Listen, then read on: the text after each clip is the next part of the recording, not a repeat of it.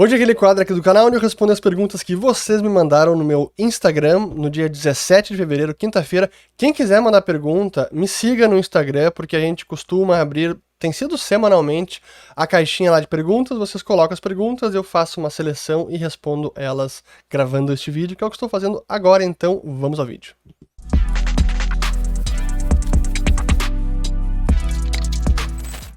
Muito bem, a todos aqueles que estão chegando agora aqui no canal, meu nome é Fernando Urrich, aqui a gente fala de economia, mercados e investimentos. Se vocês gostaram do conteúdo, considere se inscrever, ativando o sininho aqui embaixo e também compartilhando esse vídeo. Falei rápido agora, foi de propósito mesmo, para testar quem estava colocando a velocidade em mais de uma vez, que não entendeu muita coisa.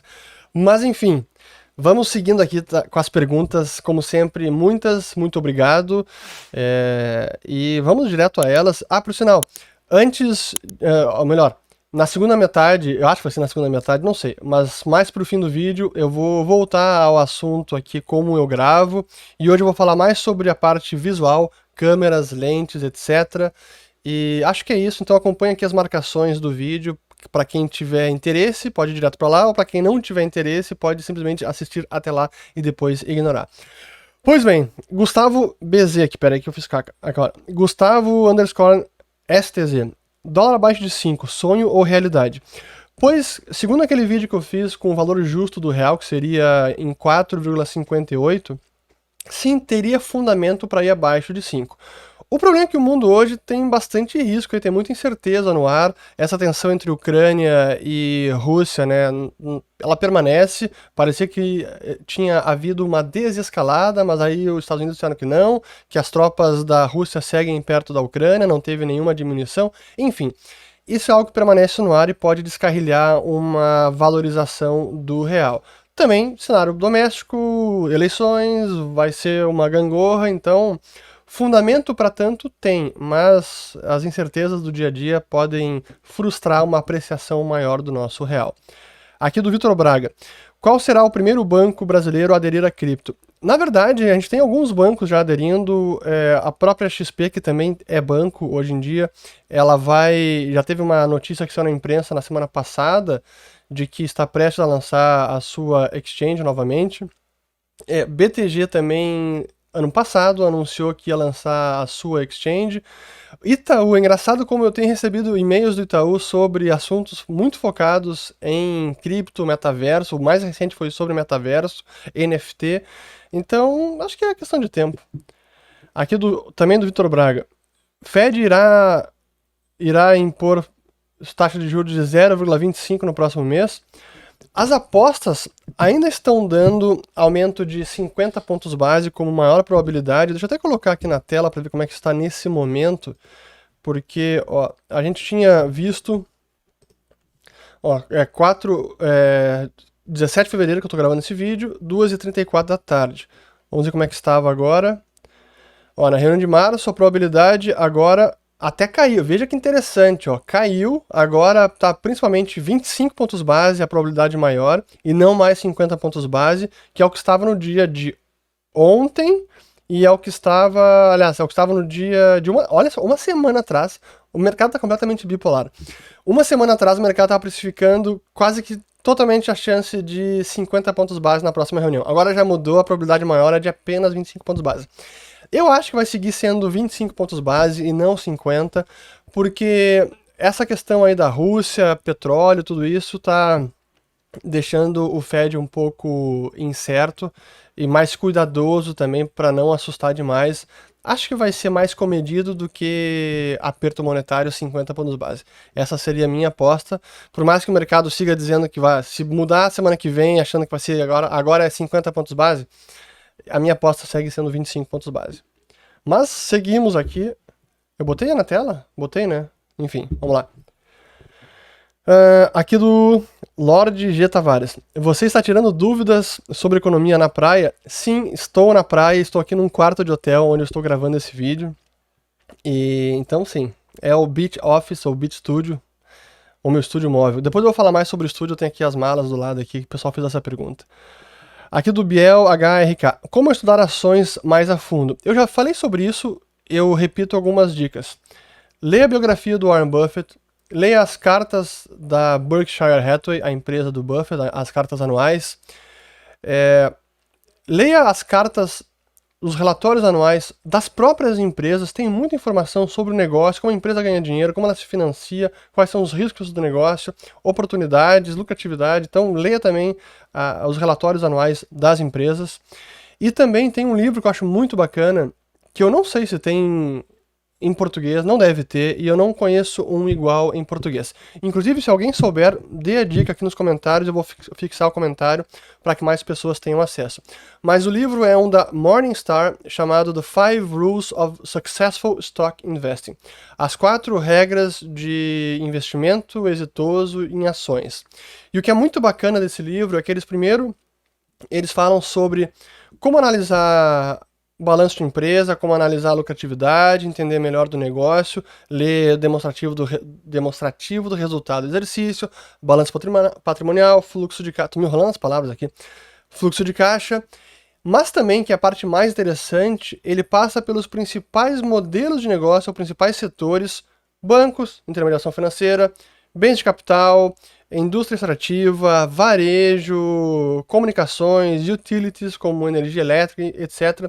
E vai falando como cada um desses setores ganha dinheiro, como que o modelo de negócios funciona na prática, quais são as forças de cada modelo, como é que eles se financiam, assim, muito bacana, e aí você entende dos setores em específico e é mais embasamento para entender alguma empresa e, portanto, conseguir estudar mais sobre ações. Aqui do João Sazon, vou colocar o link aqui depois também, deste livro. Aqui do João Sazon. Se o governo americano leiloar os BTC, como isso seria feito? Tomando ar. E corrigindo uma informação que eu dei no vídeo anterior que foi completamente equivocada. Me fizeram a pergunta sobre o que o governo americano deveria fazer com os BTCs que ele apreendeu do roubo da Bitfinex, a exchange de Hong Kong. E eu disse que ele deveria leiloar, como já fez no caso do Silk Road lá em 2014. E isso está errado, porque no caso do Silk Road foi realmente uma apreensão de um caso de venda de drogas online, era um comércio na Deep Web, e agora é diferente, porque esse é fruto de um roubo de uma empresa que estava tentando localizar os BTC. Então eu entendo que o governo americano, o Departamento de Justiça, vai devolver os BTC de volta para a Bitfinex. Acho que é isso que vai acontecer. Não tenho certeza. Mas então, no caso, não seria leiloado. Mas como é que foi no passado lá? O site do governo americano, o Departamento de Justiça, anunciou que faria leilões desses BTC, disse qual era o dia específico, tinha um link lá para se inscrever, para fazer os lances, e todas as regras desse leilão eram lances às cegas, ninguém sabia qual seria o melhor lance. E que mais? E acho que foi ao estilo melhor preço. Ganhou quem fez a melhor oferta pelos BTC. Eu lembro que um dos que ganhou foi o Tim Draper, que é um grande VC americano, um cara bem conhecido. Enfim, então é assim que funciona o leilão. Aqui do TH Vital. Você compra estatal barata ou é do time que estatal sempre está cara? Não é que, primeiro, estar barato ou caro depende das métricas, depende dos múltiplos, potencial da empresa, etc. Então não é simplesmente por ser estatal está sempre barata ou está sempre cara. A questão de ser estatal é que, via de regra, uma empresa que tem controle estatal está suscetível ao ciclo político. E mudando o governo, pode entrar algum mais intervencionista. Olha o que Lula tem falado aí sobre Petrobras. Isso pode dinamitar os fundamentos da empresa, por assim dizer. Então é nesse sentido que estatal é sempre um risco. E o outro problema, como dizem, acho que é o Howard Marks que fala isso, ou o Stuhlberger, agora eu me esqueci. E eu concordo, seja lá quem é que fala isso. Se o objetivo da empresa não é perseguir o lucro, por que eu investir nessa empresa? Só porque ela está barata segundo os múltiplos? Assim, é um risco enorme por essa ótica. Então, eu não tenho uma resposta clara. Eu, via de regra, prefiro evitar estatais, sim, mesmo se os múltiplos estiverem muito baratos. Via de regra, prefiro evitar. Mas vamos lá. Aqui uma pergunta interessante, ó. Do Mauro.up. BTC tem liquidez suficiente para a Rússia em caso de cancelamento do SWIFT? Sim, já tem suficiente, assim, o número, até eu vou responder e vou procurar aqui ao mesmo tempo. a quantidade de transações que ocorrem na rede do Bitcoin todos os dias, assim, já são bilhões de dólares transferidos dentro da rede do Bitcoin. Fora o volume de liquidação ou de negociação nas exchanges. Então, sim, são bilhões de dólares, teria volume para a Rússia usar o Bitcoin como moeda de liquidação para pagamentos entre fronteiras. Mas deixa eu ver se eu acho aqui já vamos lá. Eu estou entrando aqui no site da Coinmetrics, que é um site bem bacana. E aqui temos, ó, aqui está o site, aqui tem Network Data. Deveria entrar, tá entrando. Boa. Aqui. E a gente bota. Eu falo bota, mas tá errado, né? Coloca as métricas aqui. Deixa eu selecionar. Transaction. Ó. Acho que tem um kill daily. Min transaction size. Transaction count. Agora não vou achar. Tem um valor transferido aqui. Mas enfim, eu não vou achar, então coloquei aqui à toa. Mas são bilhões de dólares que são transferidos, então sim, teria liquidez para a Rússia usar o Bitcoin, a rede do Bitcoin, para pagamento e não o Swift. Seguindo, o que você acha do Monero? Pergunta do HX Rocha. O Monero, para quem não sabe, é uma criptomoeda totalmente privada, e o problema é que o risco do... Tem dois problemas com o Monero. Primeiro, por ser totalmente privado, ou você não conseguir saber, não consegue identificar as transações, quem está transacionando com quem, as contas, é tudo realmente a moeda mais privada que existe. Estou tentando achar a palavra, não é privada a palavra agora, com mais privacidade, então não é privada, puxa vida, o cérebro está falhando. Então é a criptomoeda com maior privacidade, maior nível de privacidade. Você não tem tanta transparência. Não tendo tanta transparência, você também não tem a plena segurança de que a oferta monetária não está sendo inflacionada, que é o que você tem no Bitcoin. Você tem muito mais transparência, portanto mais segurança nesse sentido, mas tem menos privacidade. E esse é um dos problemas desde o início e que está sendo endereçado, e que essa atualização de Taproot ajuda a melhorar a privacidade, mas não transforma o Bitcoin num Monero da vida. O outro problema do Monero é que para escalabilidade ele também tem uma grande falha, porque as transações são muito mais pesadas, acabam sobrecarregando a rede, então o Monero não consegue dar conta de todas as transações que hoje o Bitcoin dá conta, por exemplo. A rede fica muito pesada, a do Monero. Aqui, ó, uma dica do Gui Monteiro, ó. Uma dica para quem está iniciando em ciências econômicas. Eu diria que para quem está iniciando em ciências econômicas, primeiro, questione bastante, então entenda os argumentos, entenda a fraqueza do argumento, vá a fundo, questione o seu professor, sempre com civilidade. E também eu diria para sempre buscar entender, quando se faz análise de políticas públicas, por exemplo, ou análises econômicas, buscar prever não apenas as consequências no curto prazo e para um grupo específico de pessoas, mas também no longo prazo e para todos os grupos de pessoas. É aquela diferença entre o bom e o mau economista. É o que o Frederick Bastiat já defendia, o que se vê e o que não se vê, e também o Henry Hazlitt no livro Economia em uma Única Lição, que é exatamente essa que eu disse, de tentar enxergar não apenas um grupo de pessoas no curto prazo, mas também no longo prazo e em todos os grupos de pessoas, os efeitos de uma política econômica. É isso. Acho que como dica é essa. Tenha humildade e questione. Aqui do Augusto Silos. Com o fim da expansão monetária, teremos deflação no longo prazo devido a avanços tecnológicos? Primeiro, se a expansão monetária vai ter fim, eu não sei, mas o avanço tecnológico e a produtividade é uma força deflacionária, assim como a expansão monetária é uma força inflacionária. Qual que vai ter maior peso daqui para frente? Depende. Como sempre os economistas dizem, depende. Mas é importante entender para que lado, qual lado que a força está exercendo, que o fator está exercendo, uma força deflacionária ou uma força inflacionária. Aqui do Anderson Leite 101. Inflação é causa ou consequência? Depende de como você define a inflação. Se você usar a definição de que inflação é aumento generalizado de preços, inflação é consequência da expansão monetária, da perda de poder de compra da moeda. Se você define como muitos austríacos definem, inflação é a expansão monetária, essa é a causa, a consequência é o aumento de preço. Então também depende de como você define. Eu novamente recorro à definição que na minha avaliação é a mais correta de inflação, que foi a do Ludwig von Mises no livro The Theory of Money and Credit, onde ele diz que inflação é a perda de poder de compra da moeda e deflação é o ganho de poder de compra da moeda.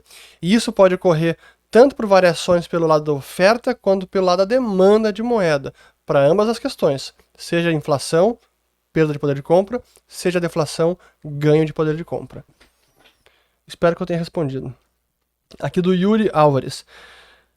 Você lê pensamentos, ia perguntar sobre o curso Ciclo de Mercado e você divulgou no mesmo minuto.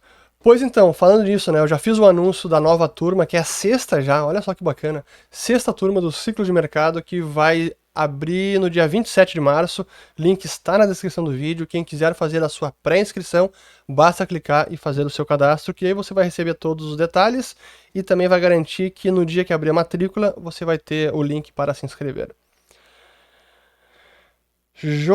Jonatados, você acha que a bolha do metaverso pode ser tão perigosa quanto a das .com? Pra mim é diferente, eu nem sei se dá pra dizer que a gente tá em bolha do metaverso ainda. Eu acho que tem muito mais hype em torno do metaverso e palavra, mas difícil bolha. Até porque,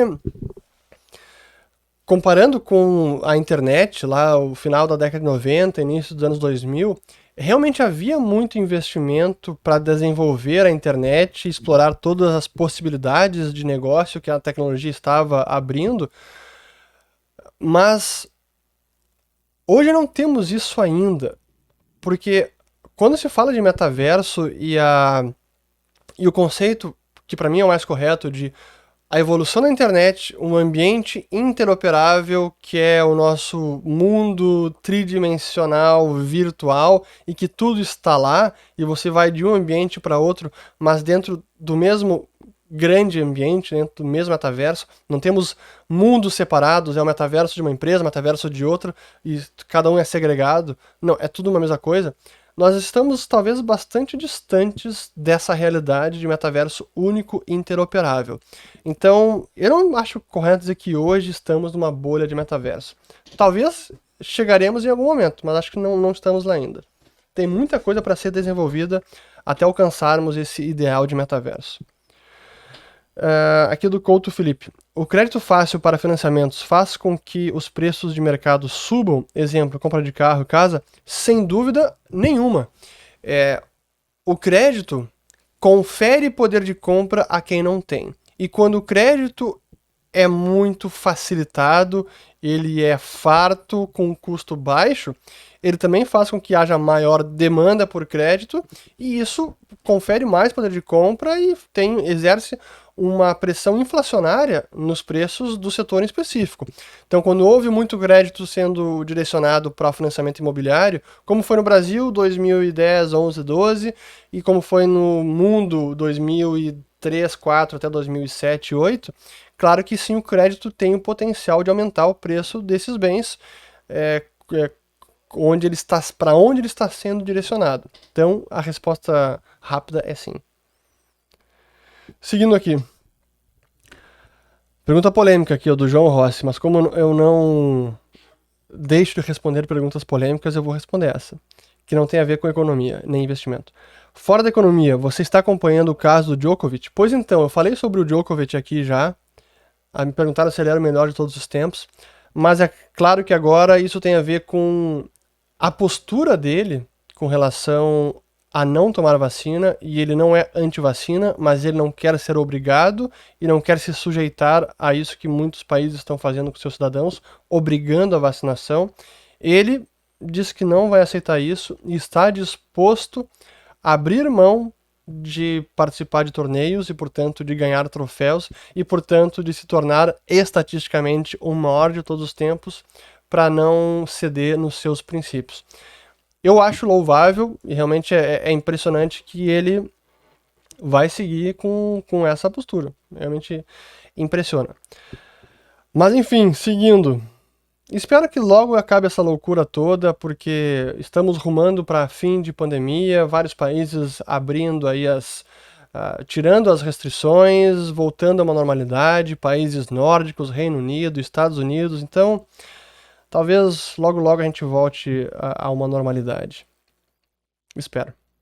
Aqui do Pedro Mansky, ascensão do TikTok comparado ao Insta, país que censura versus país que é livre.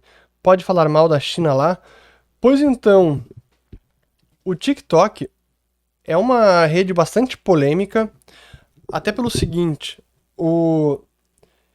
ele é um aplicativo criado por chineses, por uma empresa chinesa, foi comprado depois pela ByteDance, também que é uma empresa chinesa, e a história toda é muito polêmica, até porque eles têm um algoritmo que é todo otimizado para viciar ainda mais o usuário. Ele também foi muito canalizado para jovens, até mesmo crianças. E também tem uma coisa de incentivar, talvez, não sei se essa é a palavra correta, até sensualização infantil e pré-adolescentes, o que me parece um equívoco enorme, acho até inadmissível. Mas enfim, ele tem funcionado dessa maneira. Eu não sou usuário de TikTok, já usei para conhecer, conheço gente que usa e li muito a respeito e escutei um podcast sobre a história dele e é por isso que eu estou falando o que eu acabei de dizer. Essa é minha principal fonte. Um podcast muito bacana que é da Bloomberg, eu vou colocar o link aqui embaixo, que se chama Foundering.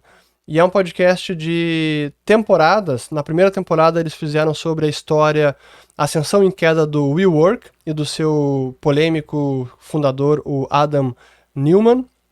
E a segunda temporada foi sobre a ascensão do TikTok, não teve queda ainda, segue ascendendo, mas é impressionante a história, vale a pena escutar. É em inglês, infelizmente, mas ali dá uma noção de como surgiu o TikTok na China, como ele também esteve assim, cercado de polêmicas ao longo do seu crescimento, e depois quando teve também aquela questão do Trump, dizendo que era um aplicativo chinês utilizado para espionar os americanos, enfim, vale a pena escutar. Acho que eu falei demais, nem sei se eu respondi direito aqui, mas...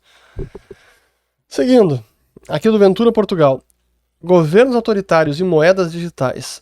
Pois é, né? O caso do Canadá, mais recente, ato autoritário aí do Justin Trudeau, um ato até ditatorial, de querer ou de dar o poder a bancos de suspender recursos, confiscar recursos de canadenses, caso eles tenham sido pegos financiando o comboio de liberdade ou demonstrações, etc. Então, realmente, eu fiz um vídeo sobre isso, quem não assistiu, ainda vou colocar o link aqui em cima. Mas, enfim, falando de CBDC, que é as moedas digitais de Banco Central, eu já falei em mais de uma ocasião que, para mim, essa é uma das grandes ameaças à liberdade e à privacidade individual neste século. Fiz vários vídeos sobre isso, vou colocar alguns aqui também ou no link da descrição. Então, pois é, tem tudo a ver. Moeda digital de Banco Central e governo autoritário andam de mãos dadas. Aqui do Bruno Melo. Qual a diferença de CBDC para o modelo atual, já que o BC sabe onde gastamos tudo com cartão e Pix? Pois então, primeiro, a diferença entre CBDC ou até mesmo Pix de cartão de crédito, um é a empresa privada, outro é o governo com todos os dados que pode usar como quiser. Para mim aí já tem uma brutal diferença, sendo que governos vão mudando ao longo da história, ou de acordo com o ciclo político. Agora, CBDC e Pix tem uma semelhança enorme, eu já fiz vídeo sobre isso também, dizendo que o Pix é a proto-CBDC, ou é o futuro do real digital, né? O início do real digital, aliás. Vamos lá, seguindo. Por que os especialistas em economia erram tanto, mas não perdem a sua credibilidade? Pergunta aqui do Valério Gomes N. Pois então, né? Engraçado isso. Eu acho que é um pouco de... primeiro, que os economistas não têm cota, né? Não é que nem um gestor de fundo que tá lá, a cota marcando todos os dias se ele tá certo ou se ele tá errado. O economista pode falar o que quiser e raramente vai ter alguém lá dizendo, opa, você errou lá, agora... Como é que você justifica esse erro crasso? E agora, 2020, 2021, muitos economistas erraram mastodonticamente. Mas enfim, acho que isso é um problema. A gente deveria cobrar mais dos economistas, especialmente sobre as suas previsões equivocadas. E esse é um dos motivos que é algo que diferencia muito dos austríacos também, porque eles evitam fazer previsões mais específicas do tipo, o PIB vai ser 4,5, a inflação vai ser 7,50, o juro vai ser 2,50. O que a gente pode fazer são previsões de padrão, o que os austríacos chamam de pattern predictions, de direção, mas cravar na vírgula quanto vai ser PIB e inflação, honestamente, isso é perda de tempo, porque é impossível. Mas enfim, seguindo, aqui do Gabriel Oliveira PS. Ciclos econômicos só ocorrem devido ao modelo bancário de expansão de crédito? Não é apenas devido a isso, mas sem dúvida que esse é um dos grandes fatores. É como a intermediação financeira funciona no mundo há séculos. Então, sim, não apenas por conta disso. Sem querer fazer merchan, mas já fazendo, essa é uma das coisas que a gente ensina a fundo no ciclo de mercado, no curso. Um possível conflito, aqui do Everton, um possível conflito dos Estados Unidos, Rússia e Ucrânia pode adiar ou anteceder o aumento dos juros do Fed? Eu acho que vai adiar, é o que a gente acabou de ver, que eu mostrei aqui no começo, como o mercado mudou já a sua previsão de aumento de juros na próxima reunião, acho que tem como pano de fundo o que está acontecendo lá na Europa. Então, um conflito vai fazer o Fed até adiar um aumento de juros. Ou não ser tão contracionista assim. Aqui do RGC Campos. Por que muitos gestores e investidores insistem em falar de BTC, mesmo sem entender absolutamente nada? Pois então, eu acho que é um pouco de... às vezes falta de humildade, arrogância, que eu acho que é a mesma coisa, falta de, assim, preguiça também, um pouco de preguiça de estudar um pouco mais a fundo, porque é desafiador e exige tempo entender como funciona o básico sobre criptografia, sobre a rede, os incentivos, as regras, por que realmente é seguro, enfim. E apenas se prendem ao preço e à oscilação, à volatilidade, e esquecem que há uma tecnologia com utilidade e realmente segura, assim, mas é uma pena. Aqui do Rafael Ruller. Assistiu o documentário da Netflix Trabalho Interno sobre a crise do subprime? Pois então, sim, eu assisti, logo que saiu, acho que foi 2009 ou 10. É bem interessante, mostra muito, assim, a parte bacana é que mostra um pouco dos interesses da captura de agências reguladoras, também um pouco dos bastidores também de governos, secretário de Fazenda, Banco Central, alguns economistas e o próprio governo americano.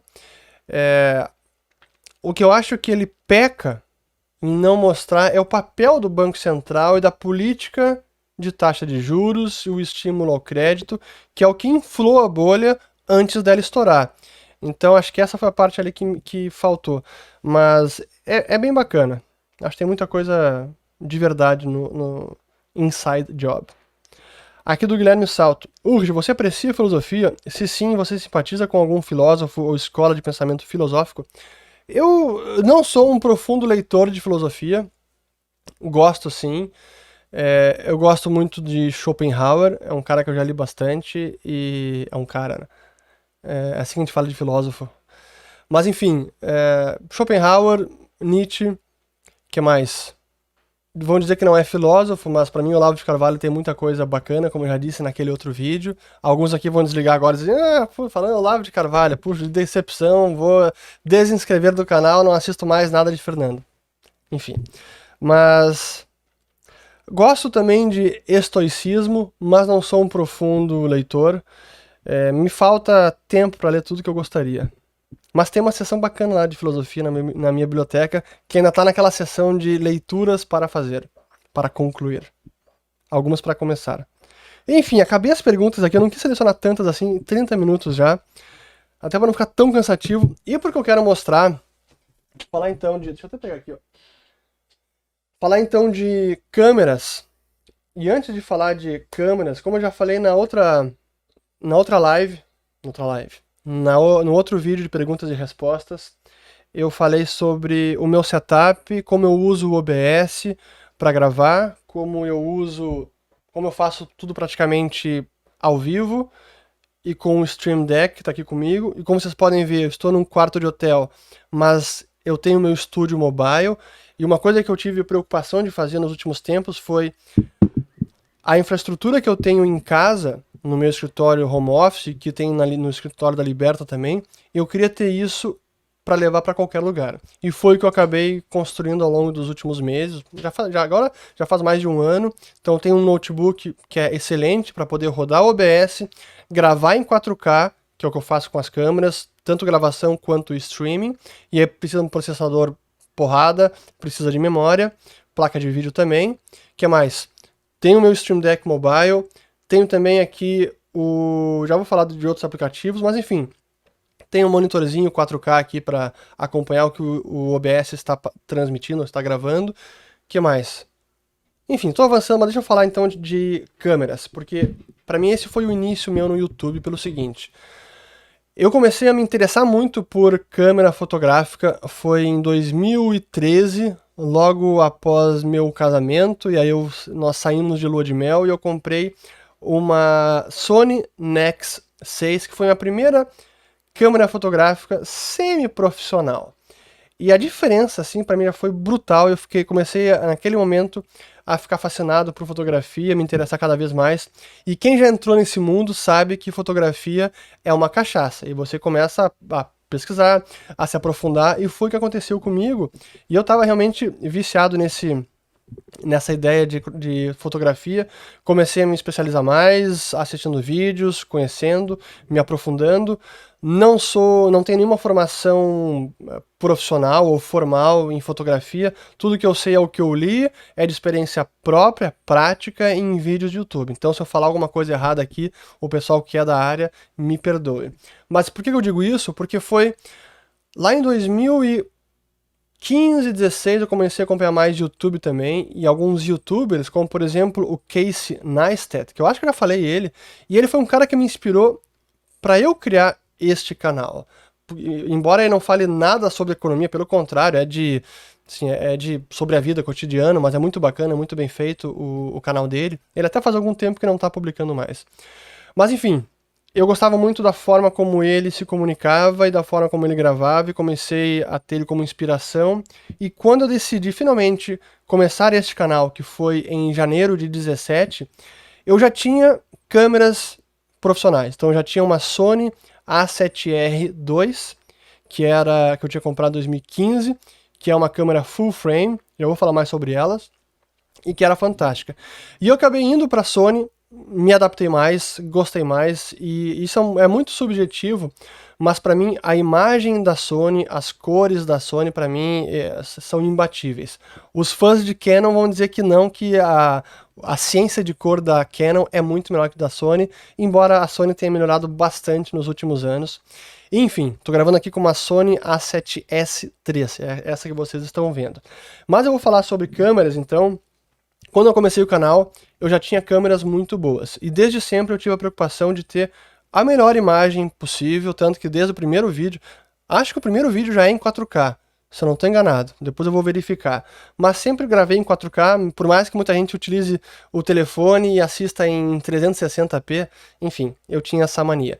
Mas aqui então, mostrando uma das câmeras que eu utilizo, que é esta Sony A7C, que é uma câmera full frame, que significa que ela tem um sensor full frame, que é um sensor relativamente grande, e dá uma qualidade de imagem ainda melhor, dá mais profundidade de campo, consegue embaçar melhor o fundo, blur the background. O meu problema de falar de fotografia e de vídeo é que eu sei os termos em inglês e não sei como é que são em português, que eu sempre estudei isso em inglês. Mas enfim, então aqui temos uma full frame que eu utilizo bastante. Aqui é a Sony A7S III e essa aqui A7C. As duas são full frame. No meu estúdio em casa, eu uso uma que é um sensor cropado, que é a Sony A6400, que também é excelente, um pouquinho menos, não tão boa quanto essa, Mas enfim, também é muito boa e durante muito tempo eu apenas usei essas cropadas que são sensores APS-C. Isso sobre câmera que eu utilizo e desde sempre foi Sony, nunca mudei. Como é que a gente conecta essa câmera no computador? Que esse é um problema. No início, como eu filmava direto na câmera, direto no cartão de memória e depois eu editava no computador, era simples, mas quando eu passei a usar o OBS, a gente precisava conectar a câmera no computador. E para isso, a gente utiliza algo chamado Capture Card, ou um cartão de captura, para que o computador reconheça o sinal da câmera. E eu estou utilizando aqui um da Elgato, que se chama Camlink 4K, que é a mesma empresa do Stream Deck. Elgato é o nome da empresa. O que mais de câmera? Boa, decisão de lentes. Normalmente eu uso lentes bem angulares. Essa que estou gravando aqui é uma 24mm, abertura 2.8. Eu não vou explicar tudo sobre questões técnicas de lentes, senão quem não entende não vai entender nada. Mas depois pesquisem sobre isso. Então ela já dá uma boa desfocada no fundo, 2.8, porque ela é um sensor full frame, mas essa é a lente. Tem uma outra lente que às vezes eu uso, que é essa aqui, que é 35mm. E a decisão de lente é muito por uma questão de proximidade de quem está assistindo. Se eu tivesse aqui com uma lente não tão angular, por exemplo, uma 50mm, eu ia ficar mais distante e a gente tem a sensação de que o interlocutor está mais distante. Então uma lente mais angular dá essa proximidade maior de quem está assistindo. Essa é a decisão principal para usar uma lente como essa e não uma mais longe, porque aí fica muito mais parecendo TV. Às vezes a gente usa, por exemplo, até é bom lembrar disso, lá no estúdio da Liberta, quando a gente faz alguma live de lançamento ou alguma conversa estilo podcast, sentado lá na mesa, tudo, a gente acaba usando lentes mais, acho que é telefoto que se chama, telefocais, sei lá, telephoto lens, que é uma lente com uma objetiva de distância maior, por exemplo, 70mm, 85mm, enfim. Mas por que eu falei disso? Ah, sim, porque o Jonas Moser, que trabalha com a gente na Liberta, na produção de conteúdos, em edição de vídeo também, ele tem um canal no YouTube e ele fez uma gravação dos bastidores da nossa aula inaugural do curso do Bitcoin ao Metaverso. Eu vou colocar o link aqui na descrição do vídeo, para quem quiser ver um pouco do que foi os bastidores e como é que a gente grava. Ficou bem bacana, então assistam aqui esse vídeo do Jonas e se inscrevam no canal dele também. Mas voltando aqui a questões de câmeras fotográficas. Então eu falei de câmera, falei de lente. Outra coisa que eu costumo fazer e que acho que dá um efeito muito bacana, que é o seguinte, ó. Deixa eu até botar aqui para... Isso é uma coisa muito legal do próprio OBS. Eu estou gravando aqui na câmera no chamado Picture Profile, ou perfil de imagem S-Log, que é um perfil que dá uma amplitude dinâmica maior. Em inglês é o Dynamic Range. Isso faz com que a câmera consiga pegar um range de cores bem mais amplo. Então a imagem fica mais bonita, por assim dizer, ou mais fidedigna à realidade. O problema é que esse perfil de imagem, ele precisa, depois de correção de cor na hora da edição, o que torna a edição um pouquinho mais trabalhosa, ou o que dá para fazer, no caso do OBS, que ele já tem essa correção de cor automática. Então agora eu vou desativar a correção de cor. Eu acho que eu já falei sobre isso, mas vou desativar de novo, olha só. Aqui então, é exatamente essa imagem que está saindo da câmera. Só que aí eu ativo a correção de cor e fica essa imagem excelente. Então isso já é direto dentro do OBS, que, cara, isso aqui é fantástico. Deixa eu ver o que mais de câmera que eu ia fazer. Eu acho que acho que era isso, né? De câmera... Acho que foi tudo que eu queria falar sobre câmeras. O Stream Deck tá aqui, aliás, o Camlink tá aqui, a câmera é essa. Pois bem, então acho que eu vou ficar por aqui. Talvez no próximo vídeo eu fale mais sobre as questões de áudio, também de iluminação, que é muito importante. E algo até que eu já me dei conta, e talvez alguns de vocês já se deram conta, que por mais que o vídeo seja excelente, o áudio é mais importante. Você pode filmar com 4K, em câmera de cinema, etc. Se o áudio estiver ruim, você não consegue assistir. É muito melhor um áudio excelente, uma câmera ok, uma imagem ok, do que uma imagem excelente e um áudio ruim. O áudio ruim não dá. E esse é um dos motivos que eu levo comigo para tudo que é lugar, esse microfone, que é um microfone dinâmico, não é condensador, e que dá uma qualidade de áudio muito melhor. Acho que era isso, né? Enfim, ficamos por aqui com mais um vídeo de perguntas e respostas. Ulrich responde, café com Ulrich. Quem está lavando louça, espero que já tenha acabado. Temos quase 40 minutos aqui de vídeo. Fico por aqui, volto no próximo vídeo e um bom domingo para todo mundo. Valeu! Agora tem que guardar tudo aqui, todos os equipamentos, porque eu vou deixar o quarto de hotel. Mas é bacana porque eu demoro praticamente 10 minutos para arrumar todo o estúdio, como se eu estivesse num estúdio profissional. Valeu!